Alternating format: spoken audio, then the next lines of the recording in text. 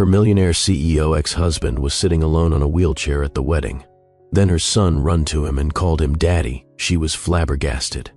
"Daddy, I knew I would find you."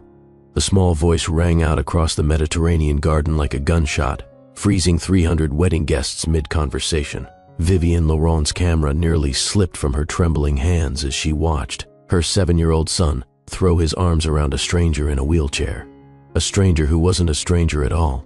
Marcus Blackwell stared at the child clinging to him, his face cycling through confusion, shock, and dawning recognition in the space of 3 heartbeats. Those eyes. Gray, unmistakable, looking back at him from a face that was his own face, 30 years younger. Vivienne's feet finally remembered how to move. She crossed the manicured lawn in long strides, professional composure shattering with each step. "Theo, sweetheart, come here. Now."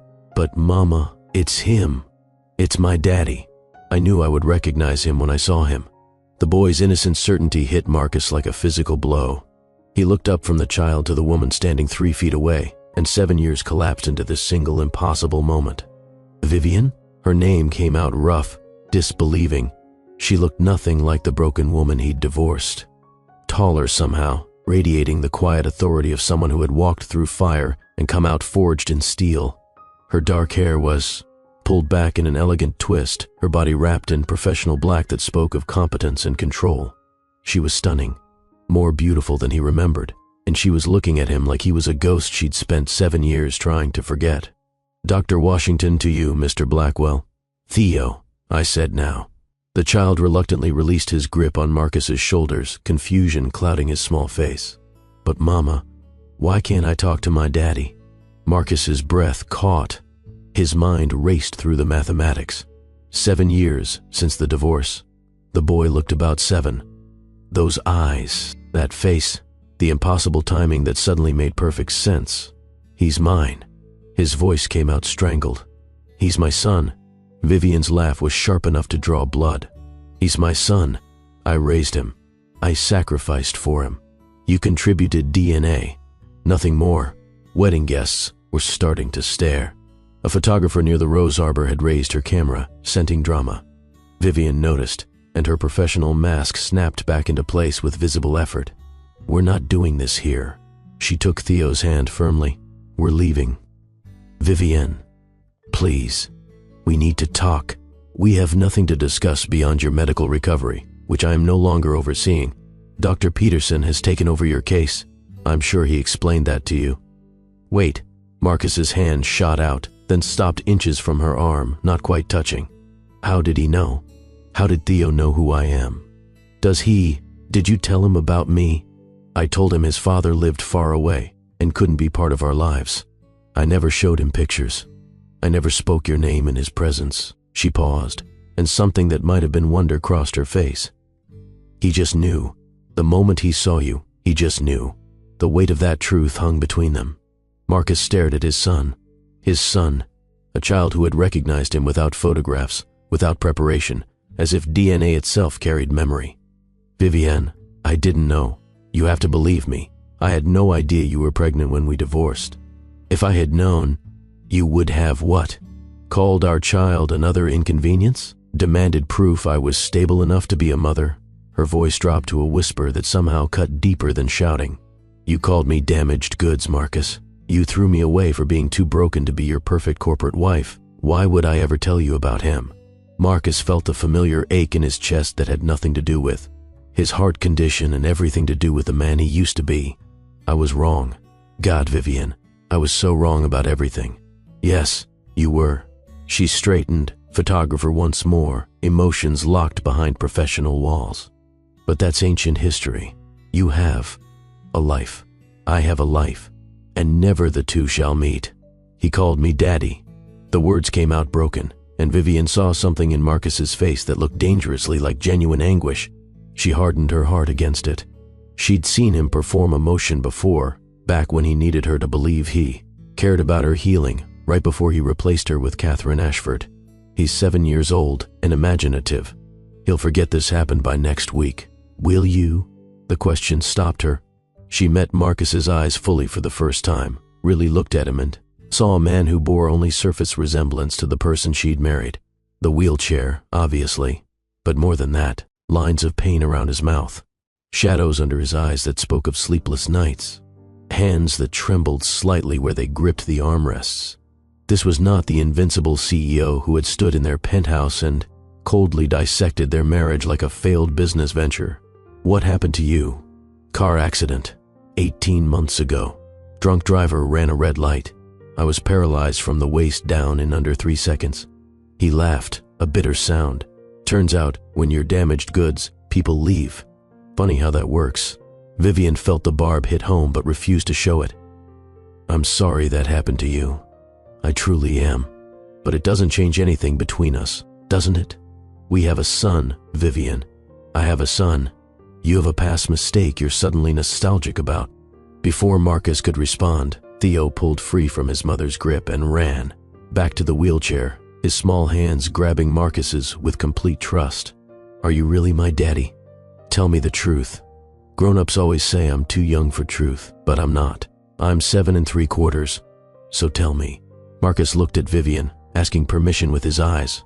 She wanted to say no, wanted to protect Theo from this man who had proven himself capable of abandonment. But she'd also promised herself she would never lie to her son, and the truth was written all over both their faces. She gave the smallest nod. Marcus looked down at the boy, his boy, and felt something crack open in his chest. Yes, I'm your father. I didn't know you existed until about 5 minutes ago, but yes. I'm your dad. Why didn't you know? Didn't Mama tell you? It's complicated, buddy. I'm good with complicated. I read chapter books. Despite everything, Marcus felt his lips twitch toward a smile. Okay, the simple version is that your mom and I used to be married, but we got divorced before she knew she was pregnant with you.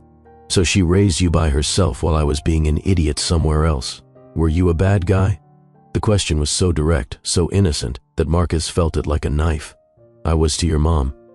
Yes, I said things I can never take back. I hurt her badly, and I'm sorrier about that than I've ever been about anything in my life. Theo processed this with the seriousness of a child who'd been raised to think carefully about the world. Did you say sorry to her? I did. Just now. Did she forgive you? Not yet, and she doesn't have to. Some things are hard to forgive. Theo looked back at his mother, then at Marcus, his young mind working through moral calculations. In my stories, when someone is really sorry and they change and become better, they get another chance. That's how you know it's a good person who made a mistake instead of a bad person who doesn't care. Your stories sound very wise. I write them myself. Mama says I'm going to be an author someday. Or maybe a teacher. Or maybe both. He brightened. Do you like books? I love books. Do you like butterflies? I was following one before I found you. It was orange and black and so pretty. Marcus felt his throat close.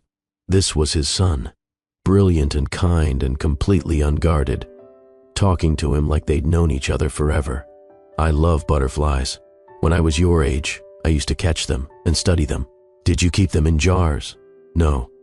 I'd look at them for a few minutes and then let them go. Beautiful things aren't meant to be caged. The words hung in the air, and Vivian felt them like an accusation. Marcus had caged her once, tried to make her fit in jars labeled perfect wife and society asset and unblemished reputation. When she'd refused to fold herself small enough, he'd let her go. Except, it hadn't been merciful release. It had been disposal. Theo, we really need to go. She kept her voice gentle but firm. I have to finish working, and you promised Maya you'd be good. But I just found my dad. I know, baby. And we'll talk about this later, I promise. But right now, grown-ups need to have a conversation, and you need to let me do my job. Can I see him again? Theo looked between his parents with hope that was almost painful to witness. Please. I have so many questions. Like, what's his favorite color? And does he like pizza? And has he ever been to space? And does he know how to skateboard? Even though he's in a wheelchair, because I bet you could skateboard in a wheelchair if you tried hard enough. Marcus laughed, a real laugh this time. My favorite color is blue. I love pizza. I've never been to space, but I'd like to go.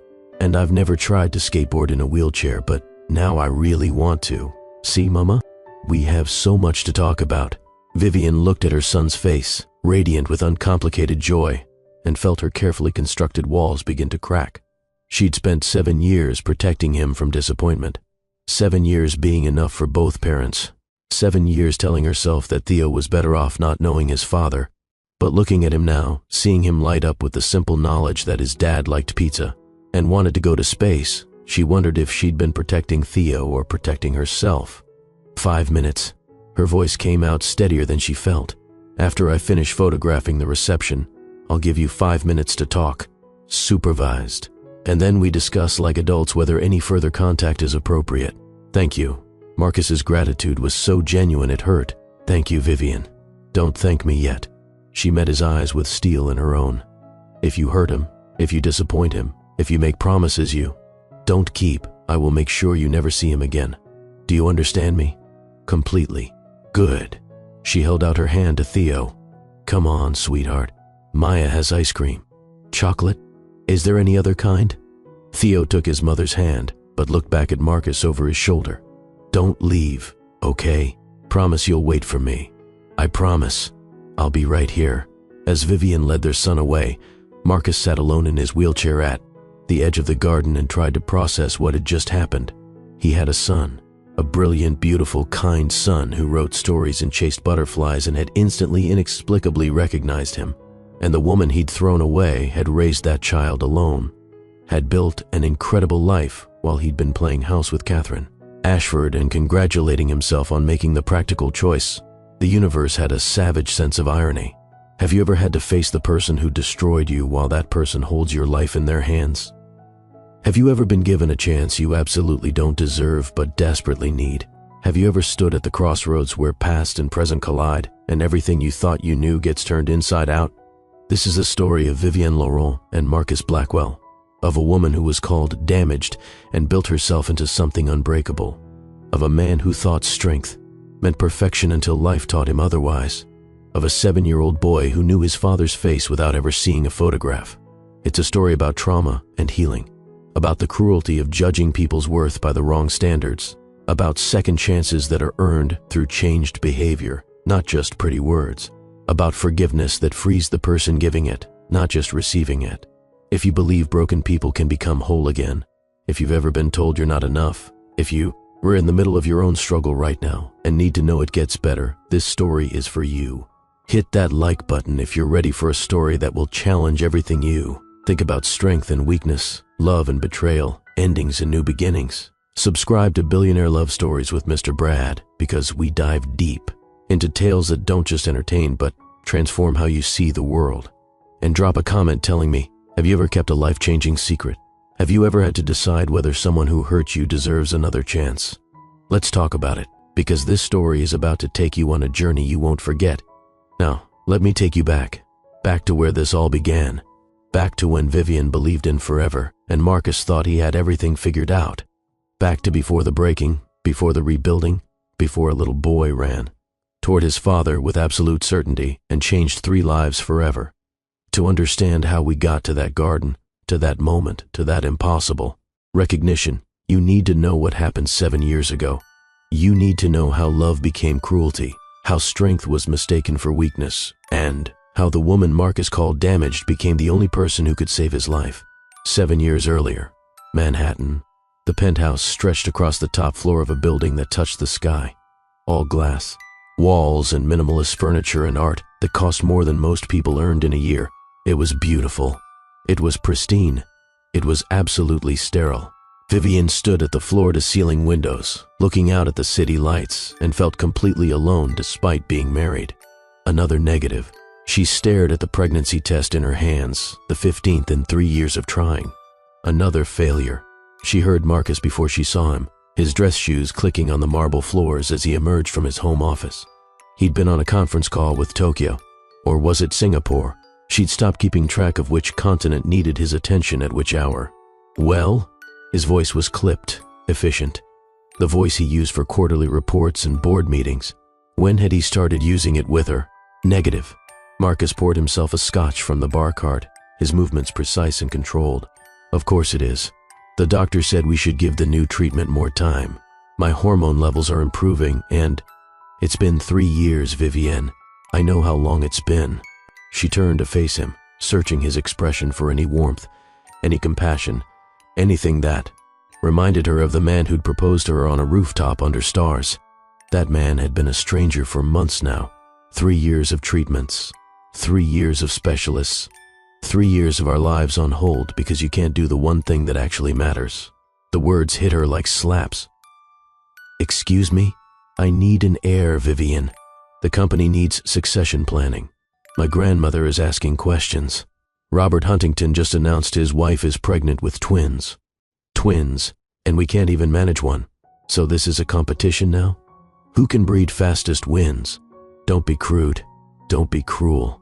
She felt anger rising, a welcome alternative to the shame and failure that had become her constant companions. I'm not a broodmare, Marcus. I'm your wife. You're supposed to be both. He took a long swallow of scotch. My family tried to tell me. They said I should marry someone from our circle, someone with proven genetics. But I was young and stupid and thought love mattered more than practicality. Vivian felt something crack in her chest. Proven genetics? Listen to yourself. You sound like you're shopping for livestock. I'm being realistic. Catherine Melbourne is pregnant. Did you know that? 3 months along, she and Richard are over the moon. Catherine Melbourne, Marcus's ex-girlfriend. The society princess his family had wanted him to marry before he chosen the emerging photographer with more passion than pedigree. Good for Catherine. Jennifer Ashworth gave birth to twins last month. Patricia Morgan is expecting her second. Even Emma Chen, who's barely 26, is pregnant. He set down his glass with a decisive click. Everyone is moving forward with their lives except us. Except me, you mean? Say what you really mean, Marcus. Fine. Everyone is managing to have children except you. The room went silent except for the hum of the city below. Vivian stared at her husband and saw a stranger wearing his face. I want a divorce. The words came out of his mouth so casually, like he was ordering dinner or scheduling a meeting. Vivian wasn't sure she'd heard correctly. What? If you can't give me children, I need to find someone who can. I don't have unlimited time, Vivian. I'm 32. I need to secure the family line before I'm too old to enjoy my children's childhoods. You're giving me an ultimatum. Have a baby, or you'll leave me. I'm being practical. He straightened his cufflinks, a gesture she'd come to hate because it always preceded him saying something devastating while pretending it was reasonable. This isn't personal. Not personal? She heard her voice rising but couldn't stop it. You're threatening to divorce me because I can't get pregnant, and it's not personal? It's biological reality. You can't do what I need a wife to do. So we need to reconsider this arrangement. This arrangement. Our marriage is an arrangement now, isn't it? He met her eyes with something cold and calculating. We made certain promises to each other. You're not keeping yours. I promise to love you in sickness and in health, for better or worse, till death do us part. You also knew I wanted children, multiple children. It was always part of the plan. Plans change, Marcus. Bodies don't always cooperate. I'm doing everything I can. Your best isn't good enough. The cruelty of it stole her breath. She sank onto the white leather sofa, her legs suddenly unable to hold her. 3 years ago when we started trying, you said we were in this together. You held me after the first miscarriage and told me we'd get through anything as long as we had each other. 3 years ago, I still thought you'd eventually succeed. I didn't realize you were defective. The word landed like a bomb. Defective. Take it back. It's the truth. Your body doesn't work the way it should. You're broken, Vivian, and I can't spend the rest of my life married to someone broken. Get out. Vivian, get out of this room. Get out of my sight. Don't you dare touch me or comfort me or pretend you have one shred of human decency left. Marcus adjusted his cufflinks again. I'll have my lawyer contact yours tomorrow. I'll be generous in the settlement. I'm not a monster. Vivian laughed, a sound like breaking glass. You're not a monster? You just called me defective and broken. You're ending our marriage because my body won't cooperate with your timeline. What exactly do you think monsters do? I think they waste people's time when they know they can't deliver what's expected. She stared at him, this man she'd loved with everything in her, and saw him clearly for the first time. He'd never loved her. He'd loved the idea of her. The vibrant artist on his arm at galas, the beautiful wife in photographs, the future mother of his dynasty. But the real her, the complicated human woman with a body that wouldn't tea, cooperate, and dreams of her own. He'd never actually seen her at all. I was attacked 6 months ago. Did you forget that? What does that have to do with anything? Everything. It has everything to do with everything. I was walking to my car, and a man grabbed me from behind and put his hands around my throat, and I thought I was going to die. Do you remember that, Marcus? Do you remember what that did to me? You survived. You're fine. I'm not fine. I have nightmares. I have panic attacks. I can't walk down a dark street without my heart racing. I'm on 3 different medications just to function, and you've been angry at me for not being over it fast enough. Because you're choosing to wallow in it. Choosing? She stood up, shaking with rage. I'm choosing to have PTSD. I'm choosing to be traumatized. You're choosing not to do the work to get better. You've canceled appointments. You refuse exposure therapy. You've decided being a victim is more comfortable than healing. I'm trying to survive. I'm trying to hold myself together while my body betrays me and my husband tells me I'm not good enough and my whole world feels like it's falling apart. And I'm trying to build a future, one that apparently doesn't include you. The finality in his voice was worse than the words themselves. He'd already decided. This conversation was just a formality. How long have you been planning this? Does it matter? Yes. 3 months. Maybe 4. He poured himself another scotch. Catherine Ashford and I have been talking. Vivian felt the ground shift under her feet. Catherine Ashford. Of course. You've been planning to leave me for Catherine Ashford. She's everything I should have looked for in a wife.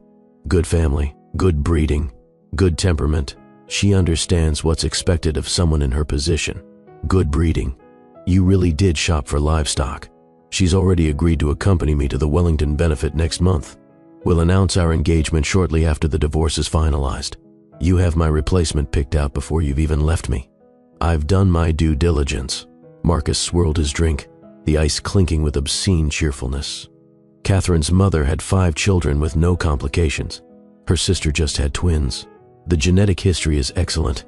Vivian wanted to scream, wanted to throw something, wanted to hurt him the way he was hurting her.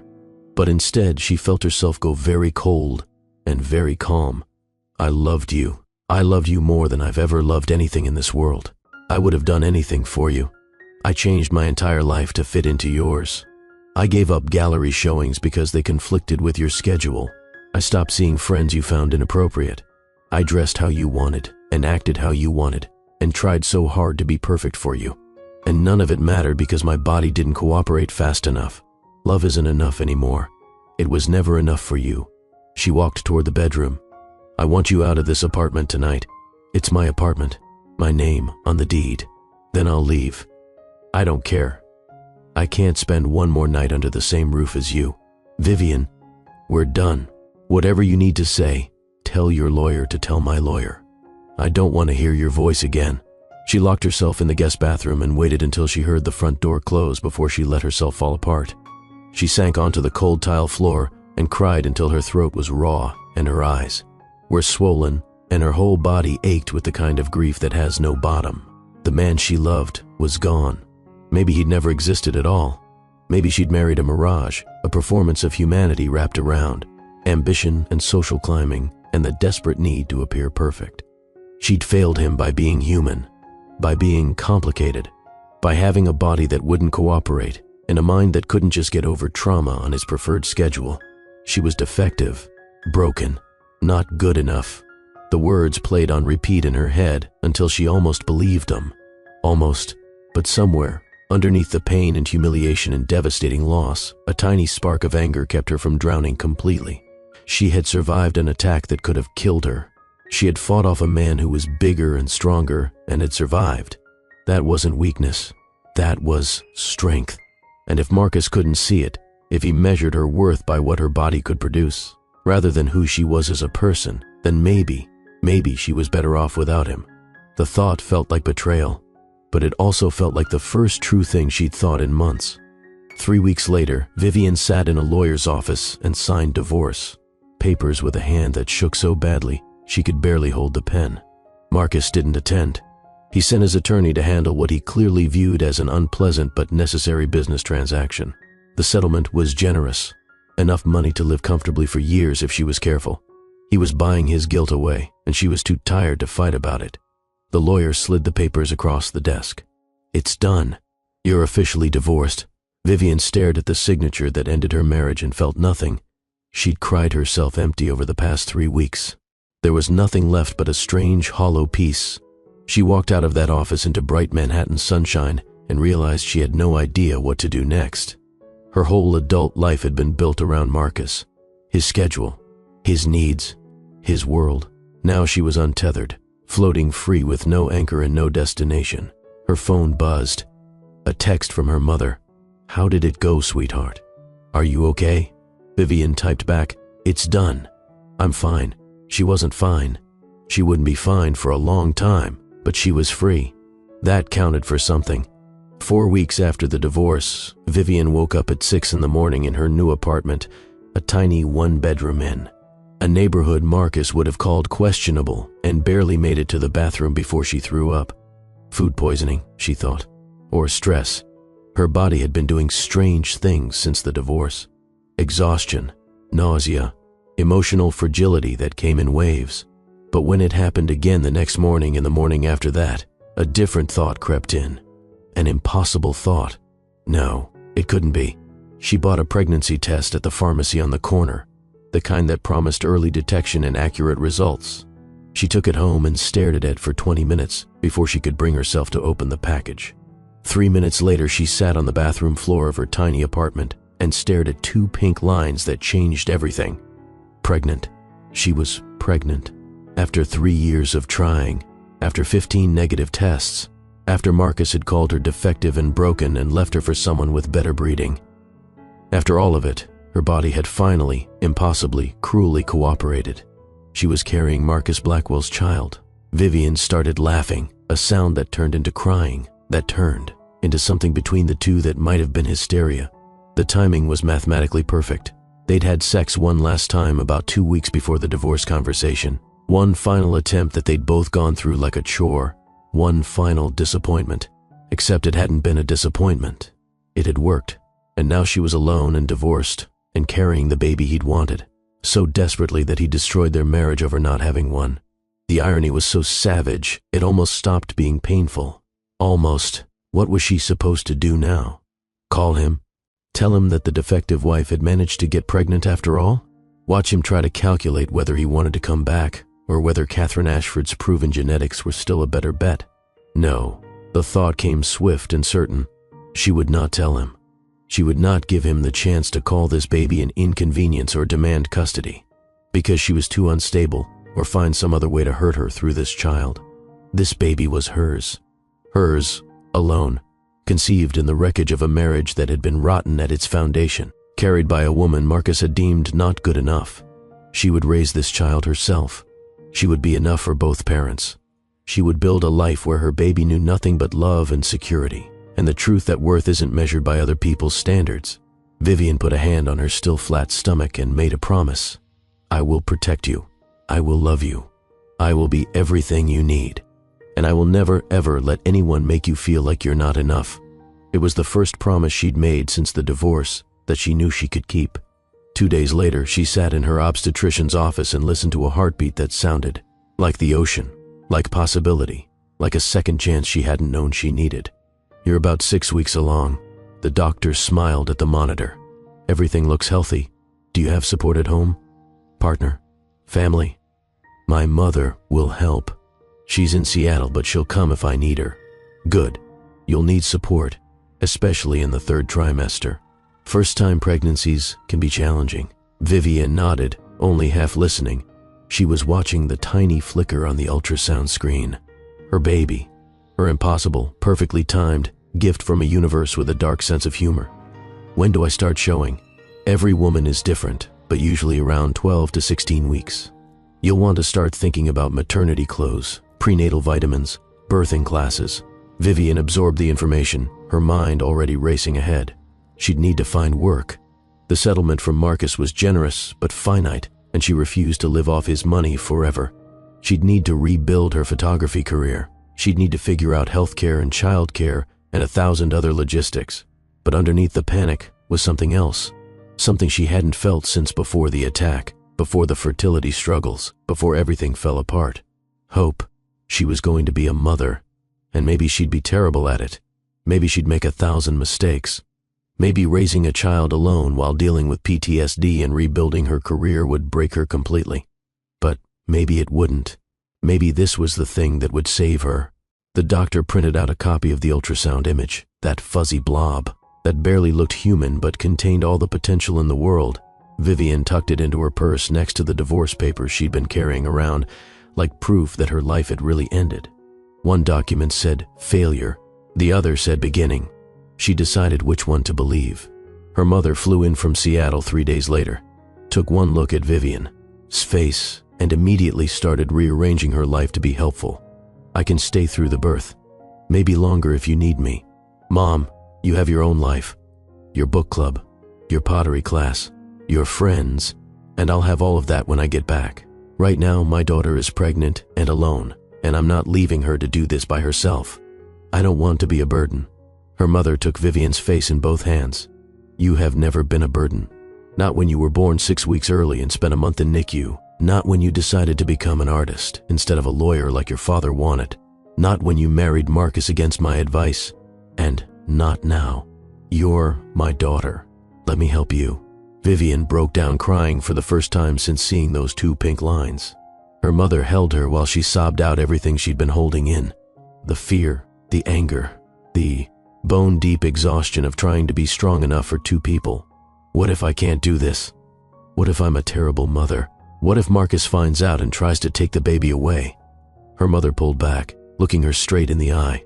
First, you're going to be an amazing mother because you already love this baby more than anything. Second, Marcus gave up his rights when he called you defective and chose someone else. He doesn't get to come back now. And third, you are so much stronger than you know. You survived an attack. You survived a devastating divorce. You'll survive this too. But what if? No what ifs. We're taking this one day at a time. Today, we're going to eat something other than crackers. Tomorrow, we'll look into prenatal care. Next week, we'll start thinking about the future. But right now, we're just breathing. Vivian breathed, in and out, the simple act of staying alive. It was all she could manage, so it would have to be enough. The pregnancy was harder than she'd imagined. The nausea lasted well into the 2nd trimester. Her panic attacks got worse, triggered by the vulnerability of carrying a child. Money was tight despite the settlement, because medical bills and rent and basic survival cost more than she'd anticipated.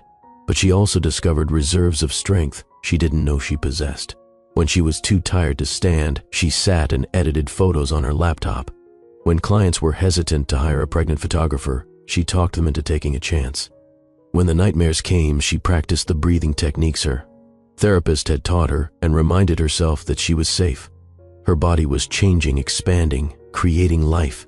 The same body Marcus had called defective was doing the most miraculous thing humans can do. There was power in that. At 20 weeks, she found out she was having a boy. She cried in the ultrasound room while her mother held her hand, and the technician pretended not to notice the tears. A son. She was having a son. What are you going to name him? Her mother asked on the drive home. Vivian had been thinking about this. She wanted a name that meant something. A name that represented who she hoped her son would become. Theodore. Theo for short. It means gift of God. It's perfect. I want him to know he's wanted.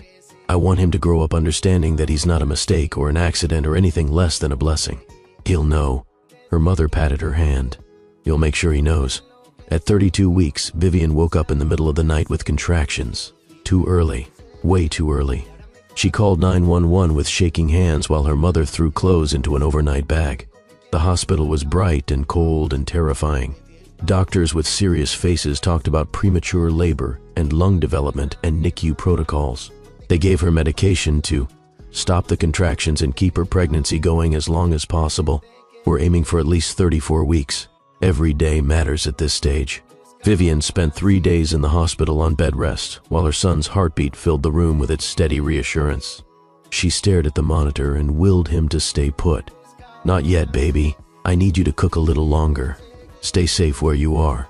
He must have listened because the contractions stopped. She was sent home with strict instructions to rest and avoid stress and come back immediately if anything changed. At 34 weeks and 2 days, her water broke while she was editing photos at her kitchen table. This time, there was no stopping it. Her mother drove her to the hospital with remarkable calm despite Vivian's panic. "They're going to be okay, both of you. Just breathe." Labor was brutal and terrifying, and nothing like the peaceful birthing videos she'd watched. It hurt. It took forever. She screamed things at her mother that she'd apologize for later. The epidural helped, but not enough. And then, after 19 hours of labor and 2 hours of pushing, and a moment where she genuinely thought she might die, Theodore Marcus Laurent came into the world at 4 pounds, 11 ounces.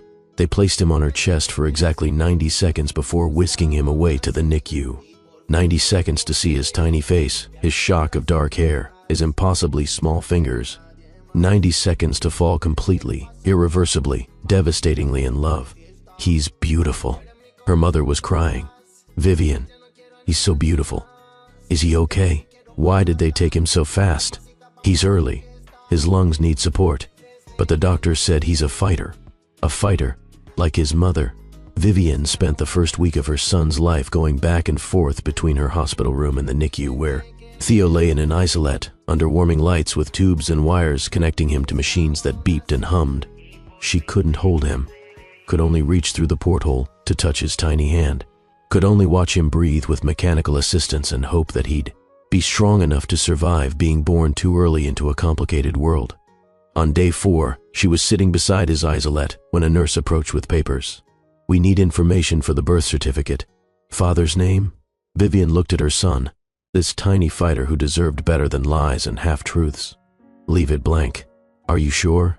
We can add it later if—" "I'm sure." She met the nurse's eyes with steel in her own. "It's just us.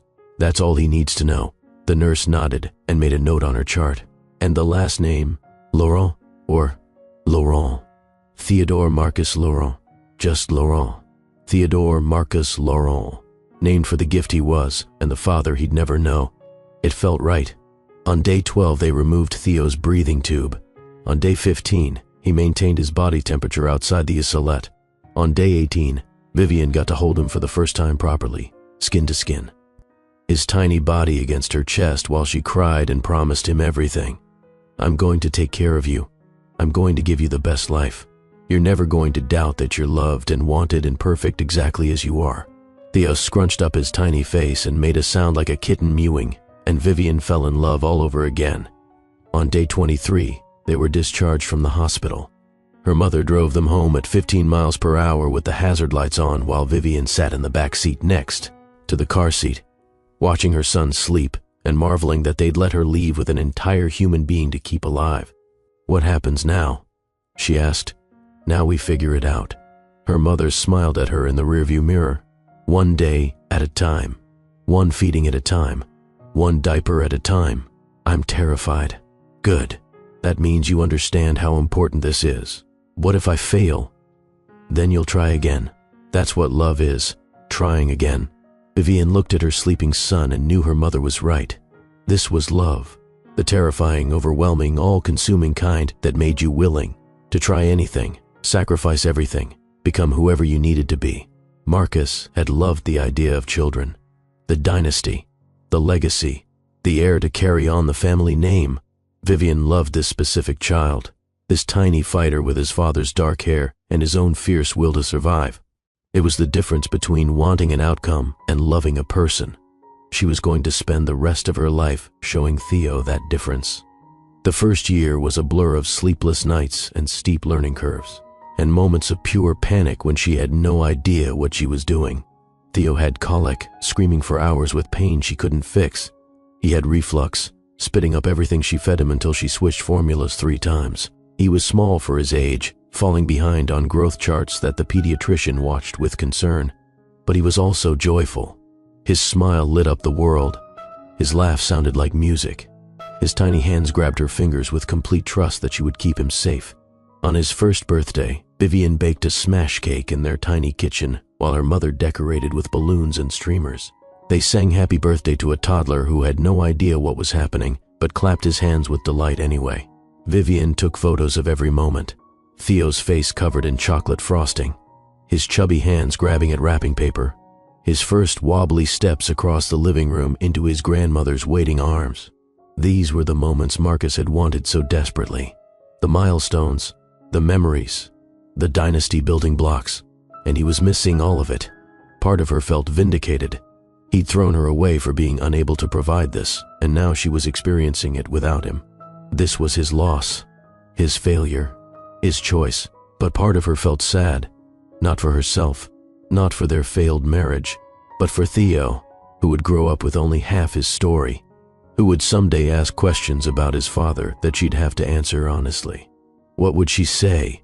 Your father called me defective and left me for someone else, but he didn't. To know you existed, so it's not like he chose to abandon you specifically. No.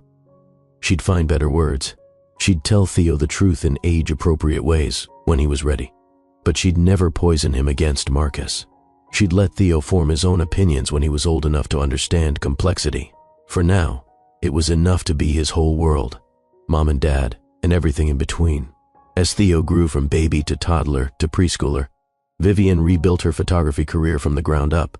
She started with small, low-budget weddings that other photographers didn't want. She worked weekends and evenings while her mother watched Theo. She built a portfolio slowly, painfully, one overworked, underpaid job at a time. But something had changed in her work. Her photographs had a depth they'd never had before. She saw things other photographers missed. The bride's nervous hands, the groom's uncertain smile, the parents watching their children with complicated mixtures of joy and loss. She understood now that every happy moment carried shadows, that love was complicated and messy and often painful, that the most beautiful photographs told truth, not fantasy. Clients started noticing. They started requesting her specifically. They started paying more for her particular vision. By Theo's third birthday, she'd moved from the questionable neighborhood to a decent apartment in a good school district. By his fourth, she'd hired an assistant. By his fifth, she was charging premium rates and booking 6 months in advance. By his sixth birthday, Vivian Laurent Photography was a recognized name in wedding photography, and magazines were calling to feature her work. She'd done it. She'd built something from nothing. She'd proven that the woman Marcus called defective could create beauty and success and a life worth living. And she'd done it while raising a son who was kind and bright and completely himself. Theo started first grade at a school where he was the smallest kid in his class, but also the one who made friends with everyone.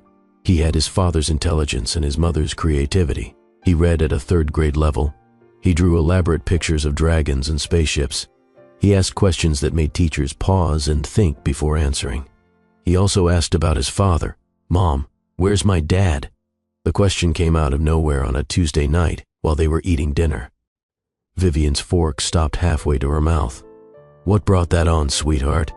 Ethan at school said everyone has a dad. Even if they're divorced or far away, everyone has one. So where's mine? Vivian set down her fork and looked at her 6-year-old son, this brilliant, perceptive child who deserved truth.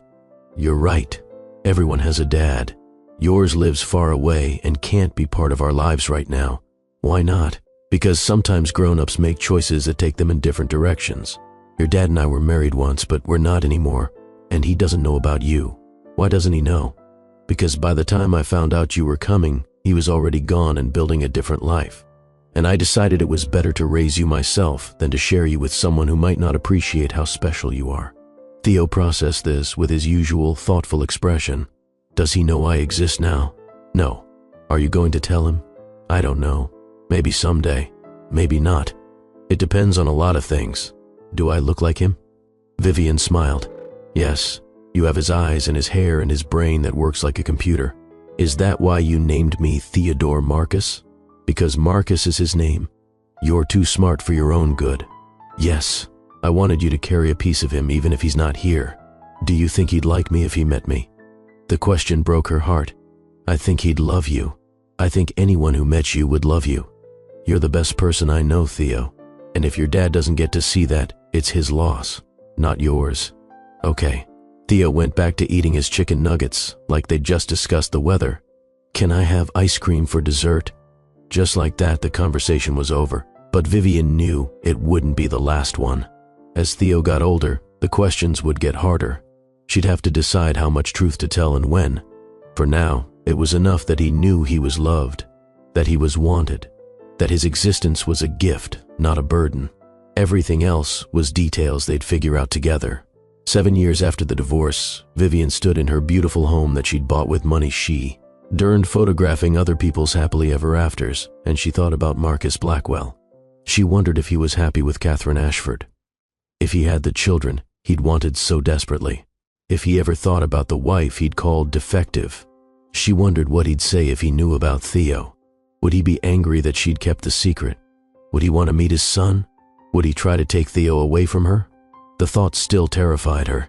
7 years later, with success and stability and a life she'd built from nothing, she was still afraid that Marcus could destroy it all if he chose to. So she kept the secret. She told herself it was protecting Theo, and maybe it was.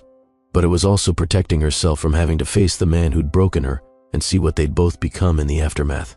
Some things were better left in the past, or so she thought, until a phone call from an old colleague asked if she'd be interested in photographing a destination wedding at the Ashford estate on the Mediterranean coast.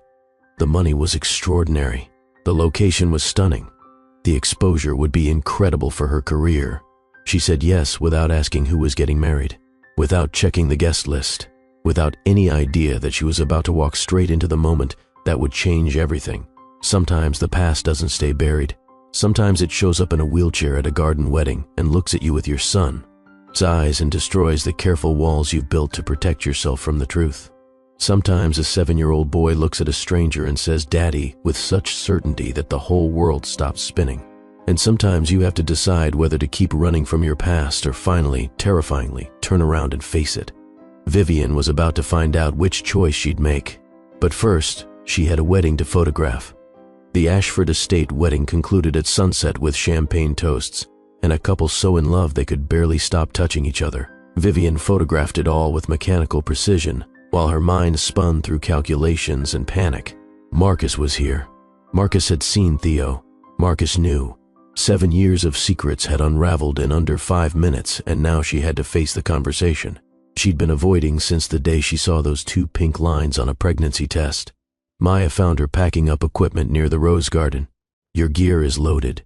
Theo is with the event coordinator eating cake, and there's a man in a wheelchair asking if you're almost ready to talk." Vivian closed her eyes and took a breath that didn't quite fill her lungs. "Tell him 5 minutes. And Maya, thank you for today. Are you okay? You've been pale since the ceremony." "I'm fine. Just tired." Maya didn't look convinced, but she nodded and headed back toward the main house. Vivian finished packing her cameras with hands that wanted to shake, but didn't because she wouldn't allow it. She'd survived worse than this conversation. She'd survived this too. Marcus waited exactly where he'd promised, at the edge of the garden where wrought iron benches overlooked the sea. The sun was setting behind him, painting the sky in shades of orange and pink that would have made a stunning photograph if she'd had any space in her mind for beauty right now. Theo sat on a bench nearby, coloring in a book the event staff had given him. He looked up when Vivian approached, his face splitting into a smile that was pure sunshine. "Mama, look. I drew us. You and me and..." He hesitated, glancing at Marcus and my dad. Vivian's heart clenched. The drawing showed 3 stick figures holding hands.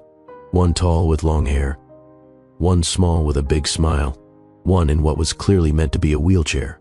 "It's beautiful, sweetheart. Can I keep drawing while you talk? Grown-up conversations are boring." Despite everything, Vivian almost smiled. "Yes. Stay right here where I can see you, okay?" "Okay." Theo went back to his coloring with the easy focus of a child who had no idea his entire world was about to shift on its axis. Vivian sat on the bench across from Marcus, careful to maintain distance, her body language closed and defensive. She waited for him to speak first. This was his conversation to start. "Thank you for not running." Marcus's voice was quiet, careful, like he was approaching a wounded animal. "I half expected you to disappear before I got the chance to explain." "Explain what exactly?" "Why you're here. Why you didn't mention you'd be at this wedding. Why you're suddenly interested in a child you spent 3 years of marriage desperately wanting but 7 years not knowing existed. All of it. Any of it. Whatever you're willing to hear." Vivian studied his face, really looked at him for the first time since that initial shock of recognition. He'd aged. Lines around his eyes and mouth that hadn't been there 7 years ago. gray threading through his dark hair, a gauntness to his cheeks that suggested recent weight loss. And his hands, she noticed his hands trembled slightly where they rested on the wheelchair's armrests. "What happened to you, Marcus? The accident? Tell me." He was quiet for a long moment, staring out at the sea. 18 months ago. I was driving home from a board meeting. Late night, tired, but alert. I was going through an intersection on a green light when a drunk driver ran the red going 60 miles an hour. He hit the driver's side door. My car flipped 3 times. Vivian felt herself wince despite her anger.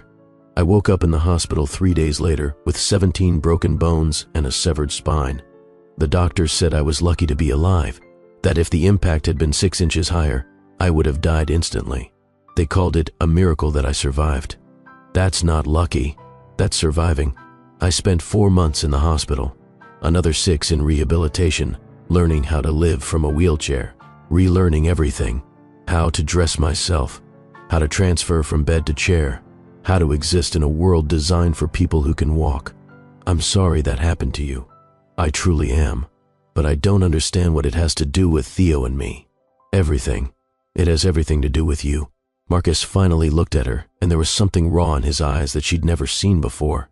Vulnerability. Real, unguarded vulnerability. Because when I woke up in that hospital bed and couldn't feel my legs, the first person I thought of wasn't Catherine. It was you. Don't. It's true. I thought about the last thing I said to you. That you were defective. That you were broken. And there I was, actually. Broken. And all I could think was that I finally understood what I'd done to you. Understanding doesn't equal absolution. I know. But let me finish. Please. Vivian glanced at Theo, still absorbed in his coloring, then back at Marcus. Fine. You have 4 minutes left.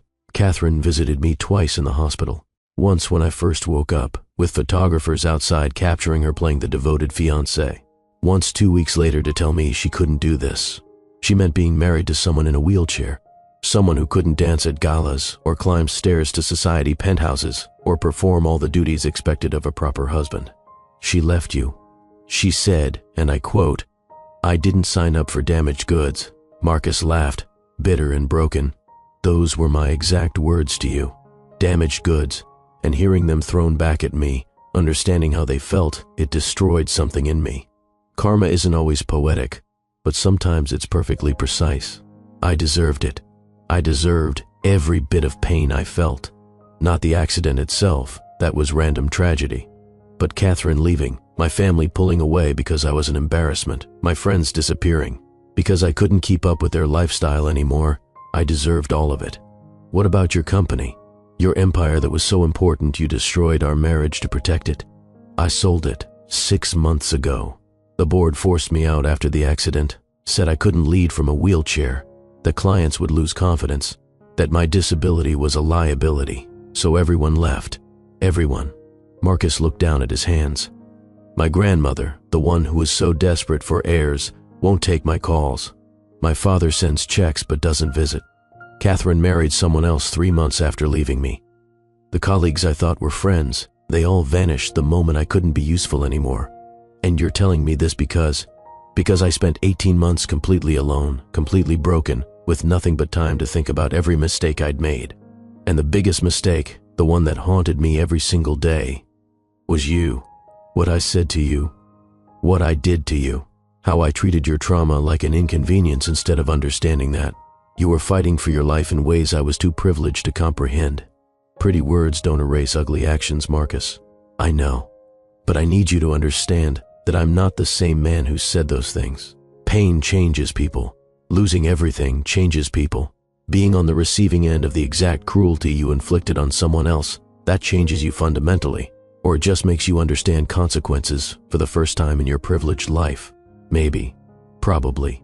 But Vivian, sitting in that wheelchair, going to therapy 3 times a week, learning to live with limitations I never imagined, I finally understood what strength actually is. It's not perfection. It's not meeting arbitrary standards. It's getting up every day when everything hurts and choosing to keep going anyway. That's what I was doing when you left me. Getting up every day when everything hurt and choosing to keep going. I know. And I was too stupid and selfish to see it. I thought strength looked like success and social status and bodies that worked perfectly. I didn't understand that real strength looks like you, surviving an attack, rebuilding yourself, raising a child alone, becoming successful despite everyone counting you out. You don't get to compliment me now. I'm not looking for credit. I'm explaining how I finally grew up, how I finally became the man I should have been when we were married. 7 years too late. Yes, Marcus met her eyes steadily. 7 years too late for us, but maybe not too late for him. They both looked at Theo, who was now drawing what appeared to be a dragon-breathing rainbow fire. He doesn't know you. He doesn't need you. We've been fine without you. Have you? Marcus's voice was gentle, not accusing. Because from where I'm sitting, Theo just recognized a father he's never met. That suggests he's been looking for me, whether you realized it or not. The words hit harder than Vivian wanted to admit. Theo had asked about his father more frequently in recent months, had studied other kids with their dads at school pickup, had drawn pictures of families that included a mysterious third figure he never quite explained. What do you want, Marcus? Spell it out clearly so there's no misunderstanding. I want to know my son, not take him from you, not disrupt his life, not claim rights I gave up when I walked away from our marriage. Just know him. Be part of his life in whatever capacity you're comfortable with. And if I say no, then I accept that. I have no legal standing. I'm not on his birth certificate. We were divorced before you knew you were pregnant. You owe me nothing. But I'm asking anyway. As someone who finally understands what he lost, as someone who would give anything for a chance to be the father Theo deserves, as someone who knows he doesn't deserve that chance but is asking for it anyway. Vivian was quiet, watching her son color and hum to himself, completely unaware that his entire future was being negotiated 10 feet away. If, and this is a massive if, I considered allowing you into his life, it would be on my terms, completely on my terms. Supervised visits, slow integration. You prove consistency over months, not days. And the first moment you flake or disappoint him or make him feel like he's not enough, you're gone forever. Do you understand? Completely. I mean it, Marcus. I will not let you hurt him the way you hurt me. I would rather die than hurt that child. People say a lot of things. Actions are what matter. Then let me prove it with actions. Give me a chance to show up, to be reliable, to earn your trust and his. Vivian looked at the man in the wheelchair, this stranger wearing her ex-husband's face, and tried to calculate risk versus benefit. What did Theo gain from knowing his father? What did he risk losing? Why now? Why are you at this wedding? Coincidence. Cruel, perfect coincidence. The bride is my cousin, third cousin twice removed or something. I almost didn't come. Didn't want to deal with the family whispers and pitying looks. But my therapist said I needed to stop hiding from my old life. So I came, alone, planning to stay in the back and leave early. And then Theo ran straight to you. And then my son who I didn't know existed, ran straight to me and called me daddy and looked at me like I was someone worth knowing. Do you have any idea what that felt like? No, because I've never abandoned my child. The barb hit home. Marcus flinched but didn't defend himself. Fair, that's fair. But Vivian, regardless of what happens between us, regardless of whether you ever forgive me or trust me or stop hating me, he deserves to know where he comes from. He deserves the chance to form his own relationship with his father. And I promise, I swear on whatever's left of my soul, I will never give him reason to regret knowing me. Your time's up. Vivian stood, signaling the end of the conversation. I need to think about this. I need to talk to my therapist and maybe Theo's counselor, and definitely my mother. This isn't a decision I'm making in a garden at sunset because you said the right words. I understand. Take all the time you need. But Marcus, she paused, choosing her words carefully. If I do this, if I allow you into his life, you need to understand something. I'm not doing it for you. I'm not doing it because I forgive you or believe you've changed or think you deserve a second chance at fatherhood. I'm doing it because Theo deserves the opportunity to know his father and decide for himself what that relationship looks like. That's all I'm asking. And one more thing. If this happens, it's not a backdoor to me. It's not a second chance at us. Whatever you think you feel because of nostalgia or guilt or loneliness, put it away. This is about Theo. Only Theo. Understood? Good. She turned toward her son. "Theo, sweetheart, time to go. Say goodbye to Mr. Blackwell." Theo looked up from his coloring. "Can I show him my picture first?" Vivian wanted to say no, wanted to protect her son from getting attached, wanted to maintain the walls that kept them safe. But she saw the hope in Theo's face and couldn't bring herself to crush it. Quickly, Theo bounded over to Marcus with his drawing. "See? This is you and me and Mama. We're at the beach. And this is our dog." "We don't have a dog," Vivian interjected. "We will someday. Mama promised when we get a house with a yard." Theo pointed to the rainbow-breathing dragon. "And this is my dragon. His name is Percival, and he protects our family from bad guys." Percival is an excellent name for a dragon. Marcus studied the drawing with genuine interest. "You're a very talented artist. Did you know your mom is an artist too?" "I know. She takes pictures that make people cry because they're so beautiful." "She does. I've seen her work. It's extraordinary." Theo beamed under the praise. "Do you like art?" "I do. I used to collect paintings before." Marcus gestured at his wheelchair. "Before my life changed. Now I mostly read books about art. It's not the same as seeing it in person, but it keeps me connected to beautiful things. You should come to Mama's gallery showing next month. She's going to have her pictures on the walls and everything. People pay money for them." Vivian's heart stopped. "Theo, Mr. Blackwell is very busy. I'd love to come." Marcus looked at Vivian. "If your mom says it's okay, we'll see." Vivian took Theo's hand. "Come on, sweetheart. It's past your bedtime, and we have a long drive back to the hotel. Can I give," he hesitated, "can I give my dad a hug?" The question hung in the air. Vivian wanted to say no, wanted to protect both of them from the inevitable pain of attachment. But Theo was looking at Marcus with such uncomplicated affection, and Marcus was looking at Theo like he was witnessing a miracle. "If Mr. Blackwell is comfortable with that, I would love a hug." Theo threw his small arms around Marcus's neck with the unself-conscious enthusiasm of a 7-year-old who hadn't learned to guard his heart yet. Marcus's arms came up slowly, carefully, like he was afraid Theo might break or disappear. Vivian watched her ex-husband hold their son for the first time and felt something crack in her chest. This was what Marcus had wanted so desperately. The child, the family, the legacy, and he was getting it 7 years late in the most painful way possible. Karma, she reminded herself. This was karma. But watching Theo pull back and smile at Marcus with pure joy, she wondered if karma was punishing Marcus or giving him a gift he didn't deserve. Maybe both. "Bye, Dad. I'll see you soon, right?" "I hope so, buddy. That's up to your mom. Mama's really nice. She'll say yes if you're good and keep promises. Then I'll be very good and keep every promise I make." "Okay." Theo took his mother's hand trustingly. "Come on, Mama. I'm sleepy." As they walked away, Theo chattering about the wedding and the cake and the pretty flowers, Vivian felt Marcus's eyes on her back. She didn't look around, didn't acknowledge him, just kept walking toward the life she'd built without him. But his words echoed in her mind. I finally understood what strength actually is. She'd learned that lesson the hard way, alone in a tiny apartment with a newborn and no idea how she'd survive the next day. He was learning it now, broken and humbled and begging for scraps of connection to the child he'd never known existed. They'd both been broken. They'd both been rebuilt. The question was whether their rebuilt selves could coexist in Theo's life without destroying each other in the process. Vivian didn't have an answer yet, but for the first time in 7 years, she was willing to consider the question. That had to count for something. Now, before we continue with what happened next, I need to pause and ask you something. Do you believe people can truly change? Do you think Marcus's suffering earned him a second chance, or is Vivian making a mistake by even considering letting him into Theo's life? This is the question at the heart of this entire story. Drop a comment right now with your thoughts. Team Second Chance or Team Protect Theo?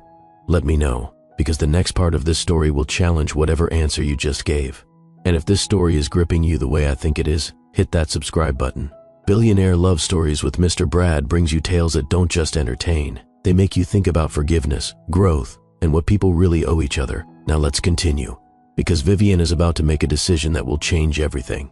The drive back to the hotel was quiet, except for Theo's sleepy questions from the back seat. Maya drove while Vivian sat shotgun, her mind 1,000 miles away. "Mama, do you think Dad liked me?" I think he loved you, sweetheart. How can you love someone you just met? Sometimes you just know. Sometimes you meet someone and your heart recognizes them, even if your brain doesn't understand how. Is that what happened with him and me? My heart recognized him? Something like that. Now close your eyes. We'll be at the hotel soon. But Theo wasn't done processing. Mama, are you mad that I called him Dad? Vivian turned in her seat to look at her son. This perfect boy who, Dee just had his world expanded in ways he didn't fully comprehend yet. No, baby, I'm not mad. I'm just surprised. How did you know? How did you know he was your dad when you'd never seen him before? Theo scrunched up his face, thinking, I don't know exactly. I saw him and something in my tummy went warm and I just knew. Like when you know it's going to rain before the rain starts. You just feel it. That's a very good explanation. So, I can see him again? We'll talk about it. Vivian reached back to squeeze his hand. But Theo, I need you to understand something. Just because someone is your dad doesn't mean they automatically get to be in your life all the time. Grown-ups have to prove they're safe and reliable and good for you. Is Dad not safe? I don't know yet. That's what I need to figure out. Okay. Theo yawned widely. But I think he's good, Mama. I could feel it.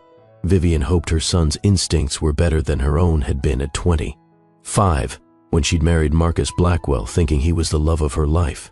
At the hotel, Vivian tucked Theo into bed and sat with him until his breathing evened out into sleep.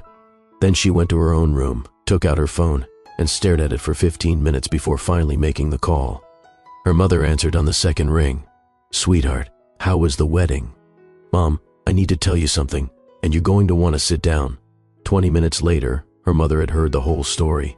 The wedding, Marcus in the wheelchair, Theo's instant recognition, the conversation in the garden, the impossible decision now looming. What are you going to do? Her mother asked quietly. I don't know. Part of me wants to pack up Theo and disappear. Change our names. Move to another country. Never let Marcus within 1,000 miles of our son. And the other part saw Theo's face when he hugged his father. The other part heard how Marcus talked about finally understanding strength. The other part wonders if I'm being protective or vindictive. Those are very different motivations. I know. That's the problem. I can't tell which one is driving me. Her mother was quiet for a moment. Let me ask you something. If Marcus hadn't been in a wheelchair, if he'd still been the powerful CEO with Catherine Ashford on his arm, would you be considering this? No, absolutely not. Why not? Because he wouldn't have changed. He'd still be the man who threw me away for being damaged. He'd be wanting access to Theo for dynasty purposes, not genuine love. So his disability is what makes you think he might have changed. His disability plus everything he said, the way he looked at Theo, the vulnerability, the acknowledgement of what he did wrong. Mom, he used my exact words. He said Catherine called him damaged goods, and hearing his own cruelty reflected back taught him empathy. Maybe. Or maybe it taught him what to say to manipulate me. I can't tell anymore. 7 years ago, I thought I knew him completely, and I was catastrophically wrong. How can I trust my judgment now? You can't. Her mother's voice was gentle but firm. You can't trust your judgment about Marcus because your history is too complicated. But you can trust your judgment about what's best for Theo. That's a different question entirely. Is it? Because what's best for Theo might be knowing his father. Or it might be staying protected from a man who's proven he abandons people when they become inconvenient. Marcus didn't abandon Theo. He didn't know Theo existed. Because I didn't tell him. Because he'd already proven himself untrustworthy. You were protecting yourself and your unborn child. That's not the same as keeping a father from his son out of spite. But now I know. Now Marcus knows. Now the secret is out, and I have to decide what happens next. Her mother sighed. Sweetheart, I can't make this decision for you, but I can tell you what I see from the outside. I see a little boy who's been drawing pictures of a father he's never met. I see a man who's been humbled by life in ways he desperately needed. And I see a woman who's strong enough to set whatever boundaries necessary to protect her son while still giving him the chance to know where he comes from. What if he hurts Theo? Then you remove him from Theo's life and deal with that pain when it comes. But Vivian, you can't protect Theo from every possible hurt. You can only give him the tools to handle hurt when it happens. When did you get so wise? I've been wise. You've just been too stubborn to listen. Despite everything, Vivian smiled. I love you, Mom. I love you too. And whatever you decide, I support you. But decide based on Theo's needs, not your fear or anger or unfinished business with Marcus. That's the hard part. That's being a parent. It's all hard. After hanging up, Vivian sat in the dark hotel room and thought about her son's face when he'd hugged Marcus. That uncomplicated joy, that instant connection, that certainty that he'd found something he'd been missing. Could she really deny Theo the chance to explore that relationship? Could she live with herself if she let her own hurt supersede her son's potential healing? She didn't have answers, but she had a decision to make. The next morning, Vivian found Marcus's number through the wedding coordinator. She composed and deleted 7 different text messages before finally settling on something simple. This is Vivian. We need to talk about logistics. Are you still in the area? His response came back in under a minute. Yes, staying at the Grand Hotel through Wednesday. Whenever and wherever you're comfortable. Coffee shop in the lobby. 10 a.m. Come alone. I'll be there. Vivian arranged for Maya to take Theo to the beach for the morning, then dressed in her armor. Professional clothes, makeup that gave her confidence. The mask she wore when photographing difficult clients. She would need every bit of self-protection for this conversation. Marcus was already waiting when she arrived, sitting at a corner table with 2 coffee cups in front of him. He'd ordered her drink. Caramel latte with extra foam. Her exact order from 7 years ago. I wasn't sure if you still drank these. Marcus gestured at the cup. If not, I can order something else. This is fine. Vivian sat down, not touching the coffee. A test. She wanted to see if he'd be offended that she didn't immediately accept something he'd offered. He didn't react, just waited for her to speak first. That was different. The old Marcus would have controlled the conversation, set the agenda, managed the outcome. I talked to my mother last night and my therapist this morning. Emergency session at 7 a.m. What did they say? That this is my decision to make, based on what's best for Theo. Not what's best for you or me, or anyone's unfinished emotional business. That's true. So here's what I've decided. Vivian met his eyes steadily. I'm willing to allow supervised visits. Once a week to start. 1 hour. In public places, you don't get to be alone with him until you've proven consistent for at least 3 months. I accept those terms. I'm not finished. You don't get to make promises you can't keep. If you commit to being there, you show up. Rain, shine, bad days, good days, inconvenient days, you show up. Because Theo will be counting on you, and I will not let you teach. My son, that people who love you abandon you when things get hard. Understood. You don't get to undermine my parenting.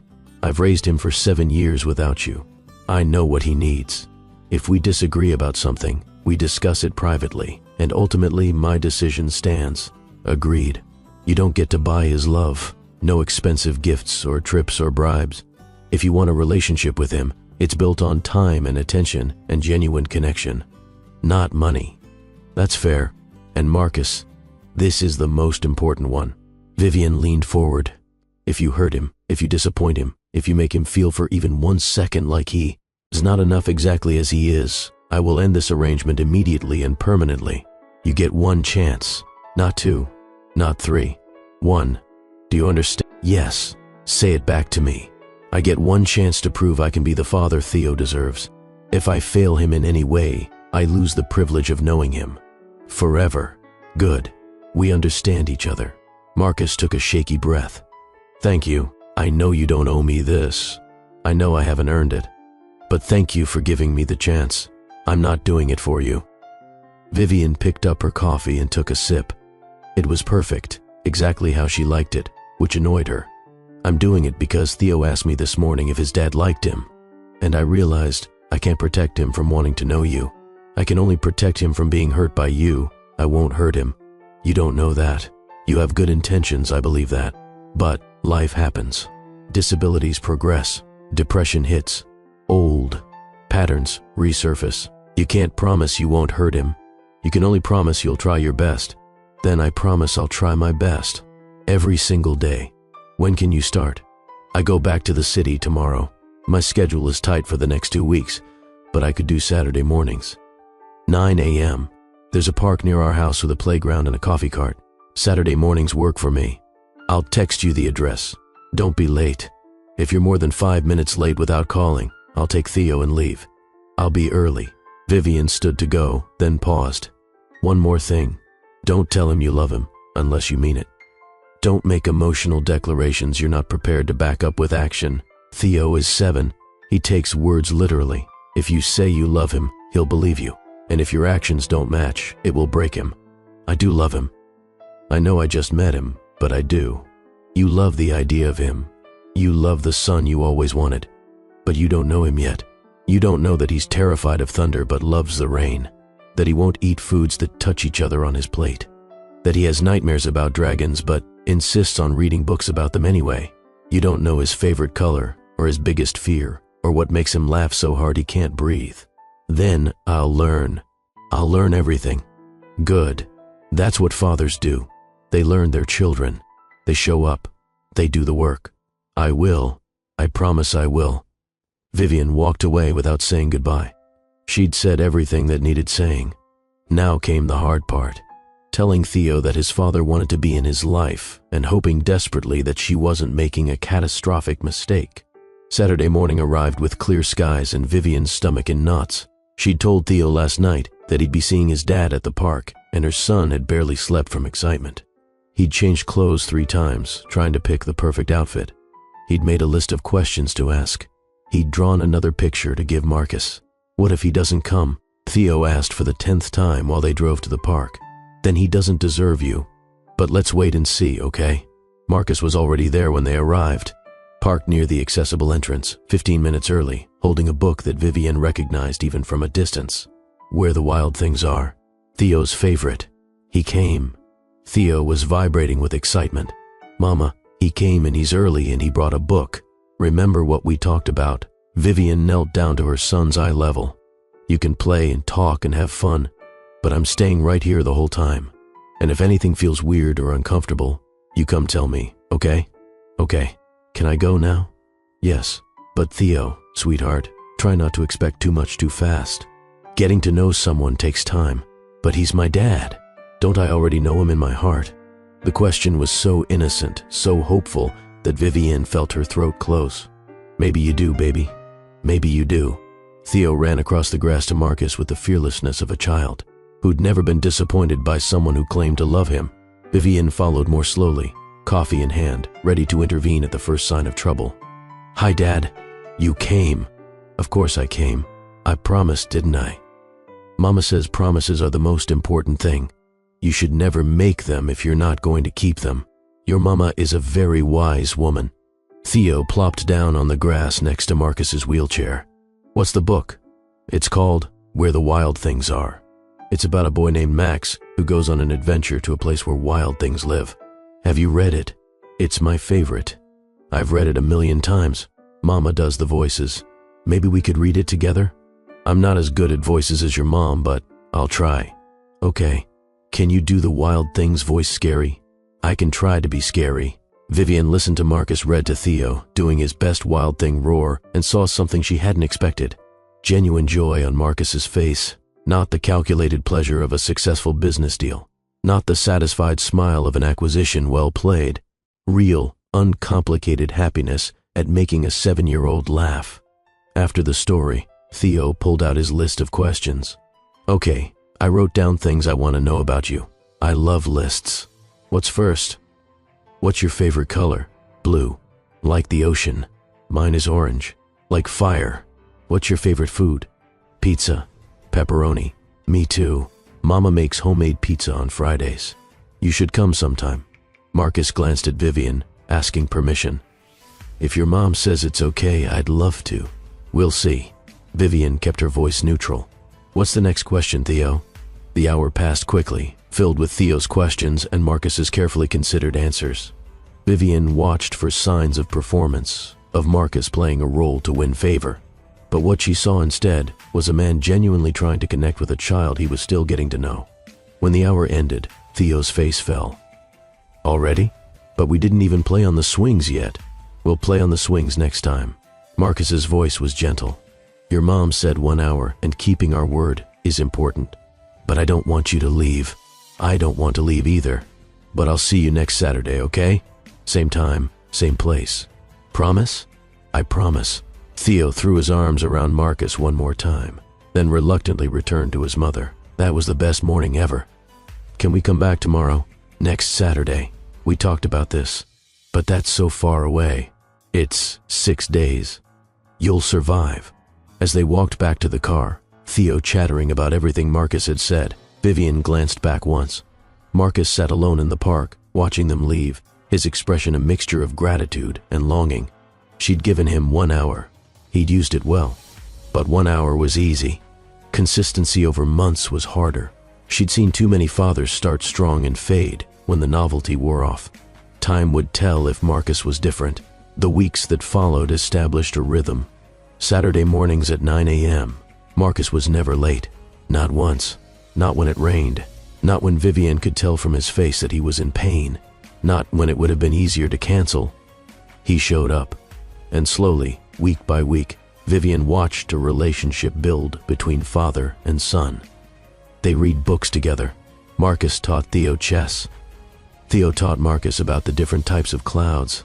They talked about everything and nothing, the easy conversation of two people learning each other's rhythms. After 6 weeks, Vivian extended the visits to 2 hours. After 3 months, she allowed them to go to a museum together while she stayed in the lobby. After 6 months, Marcus attended Theo's school art show and teared up at his son's painting of a family at the beach. And through it all, Marcus never pushed for more, never demanded additional time or special privileges or changes to the arrangement. He took what Vivian offered and proved grateful for every minute. He was doing the work. It was confusing and unsettling and forced Vivian to confront the possibility that people really could change, that suffering could teach empathy, that the man who'd hurt her so badly might actually be becoming someone worthy of their son's love. She didn't know what to do with that information. 8 months after that first meeting in the park, Vivian's carefully controlled world tilted on its axis again. Theo woke up with a fever, not unusual for a 7-year-old. But by afternoon, the fever had spiked to 104. By evening, he was lethargic and confused. Vivian drove him to the emergency room with her heart in her throat and her hands shaking on the steering wheel.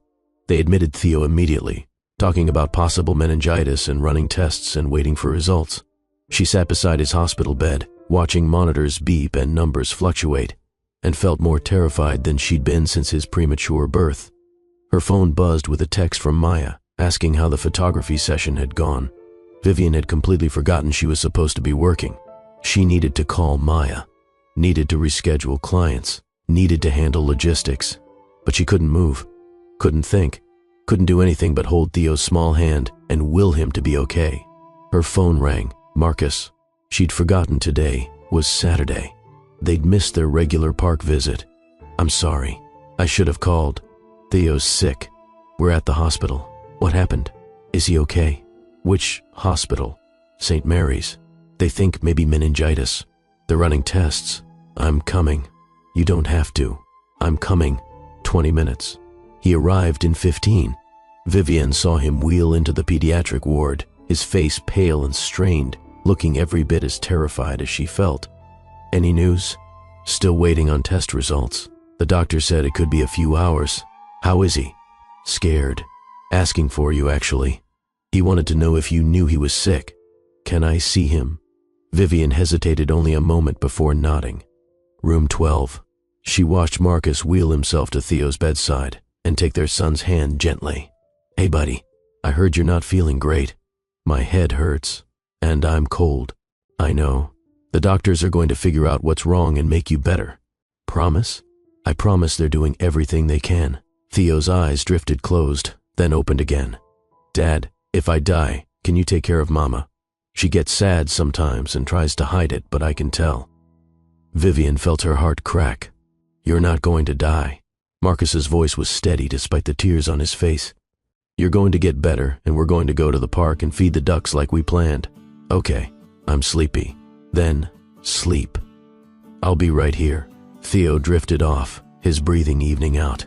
Marcus sat holding his hand, tears streaming down his face, not bothering to wipe them away. Vivian stood in the doorway, watching this man who'd once measured worth by productivity. and perfection sit beside their sick child and simply be present in his fear. You can go home if you want. She kept her voice low. This could be a long night. I'm not leaving. Marcus didn't look away from Theo. Not unless you want me to.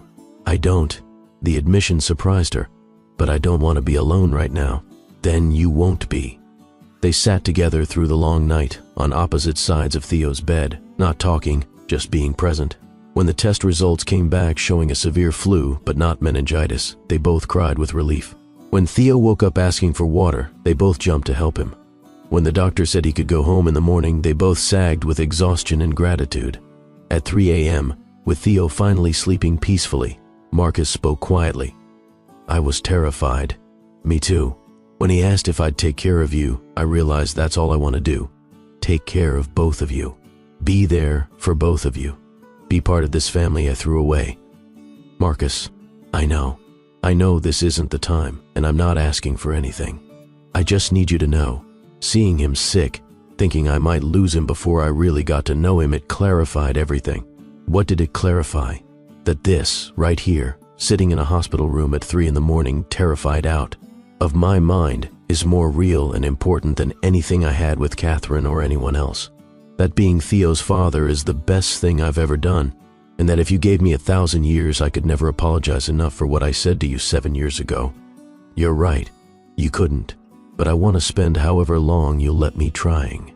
Not just with Theo, with you, trying to earn your forgiveness, trying to prove I'm not that man anymore. I don't know if I have forgiveness in me. That's okay. I'll keep showing up anyway. And he did.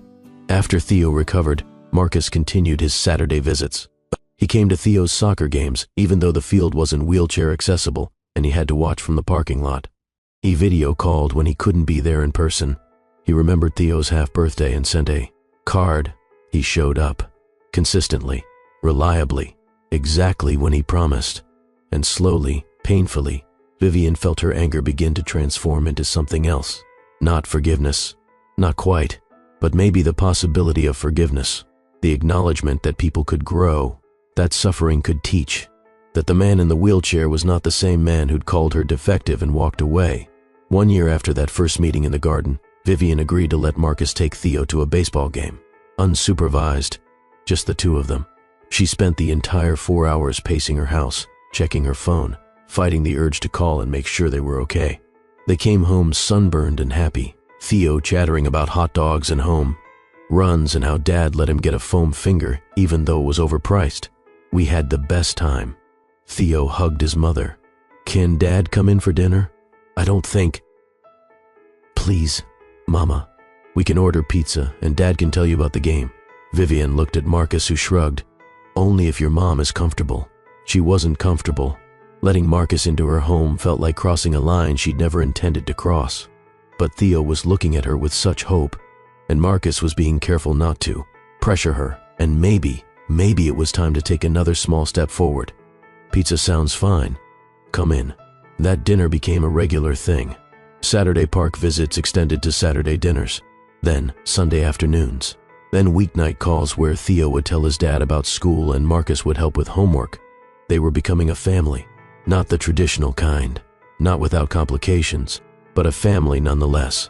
And Vivian, watching Marcus teach Theo to play guitar on a Sunday afternoon, 15 months after that first meeting, realized something that terrified her. She was starting to trust him again. Not completely, not without reservations, but enough to imagine a future where Marcus was a permanent fixture in their lives. Enough to wonder if maybe, just maybe, second chances were real. That thought scared her more than anything had scared her in years, because trusting Marcus once had destroyed her. Could she risk it again? Could she open her heart to the possibility that he'd really changed, that the cruelty had been burned away and what remained was someone capable of real love? She didn't have answers, but for the first time in 7 years she was willing to ask the questions. And that, she thought, watching her son and his father laugh together over a missed guitar chord, might be enough of a beginning. The rest could be figured out one day at a time, one moment at a time, one carefully built piece of trust at a time. It wasn't a fairy tale ending. It wasn't simple or clean or uncomplicated, but it was real. And after 7 years of carefully constructed walls and protective distance and believing, That broken thing stayed broken forever. Real felt like its own kind of miracle. The story of Vivian and Marcus isn't over. It's just beginning again. Differently this time, built on truth and growth, and the understanding that strength comes from surviving the breaking. Theo brought them back together. But what keeps them together, what allows trust to slowly rebuild, is the daily choice to show up, to do the work, to prove through action, not just words, that change is possible. Before we conclude this journey, I want to ask you again, has this story changed how you think about second chances, about what people owe each other after betrayal, about forgiveness and growth, and the possibility of becoming someone better than who you were? If this story moved you, if it made you think, if it reminded you that broken people can heal, and terrible mistakes don't have to define us forever, I need you to do something right now. Hit that like button. Subscribe to Billionaire Love Stories with Mr. Brad. Share this with someone who needs to hear that their past doesn't determine their future.